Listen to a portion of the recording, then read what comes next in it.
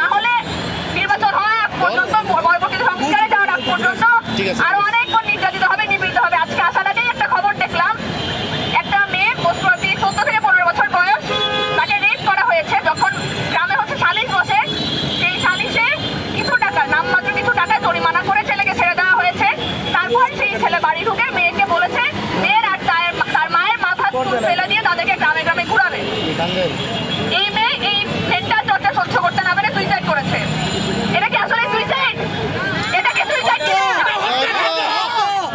তাহলে এর বিচার যথাযথ সুনিশ্চিত করতে হবে দ্রুত।